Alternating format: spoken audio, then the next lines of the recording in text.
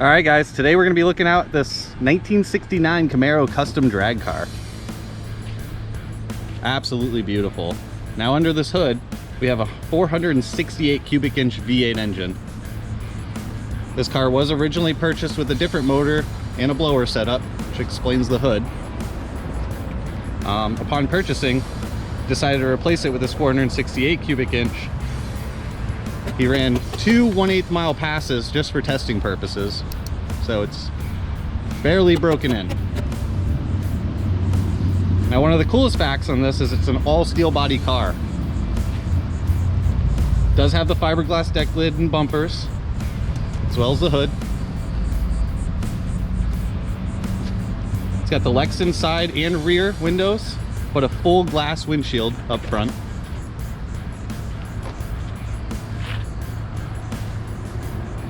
As you can see, the paint job is just stunning.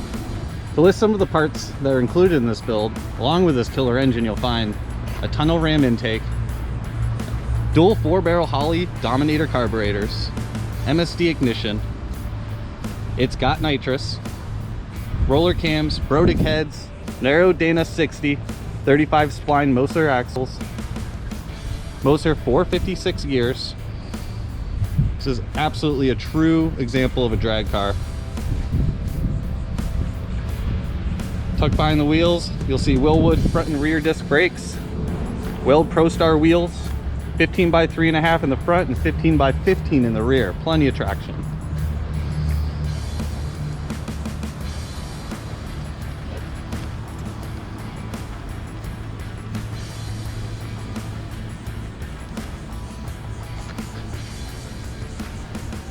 You could actually just stare at this car all day.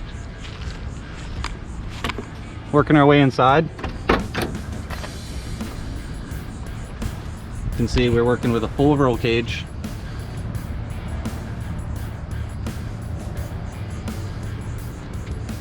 It's got a Hurst roll control line lock, trans brake, painless wiring set. Couldn't ask for a better example for a ready to go to the drag strip car. Gotta say, this is one of my favorites. Absolutely no expense spared in this build. Let's work our way to the other side.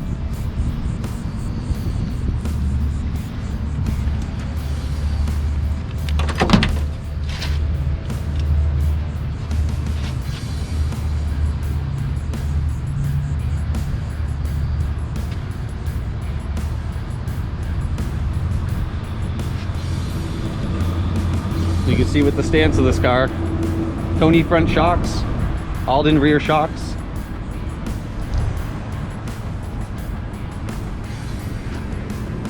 Look how gnarly this car is.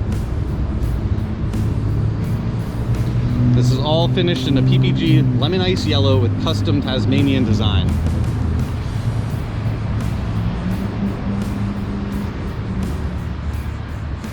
There we are with our Tasmanian twisting off the line. Very neat. Poking his eyes out the rear lid.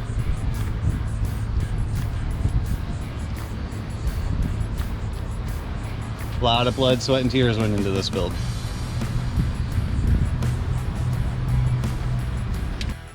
Another thing to keep in mind, one thing that really stands out to me is this actually has functioning headlights, taillights, turn signals.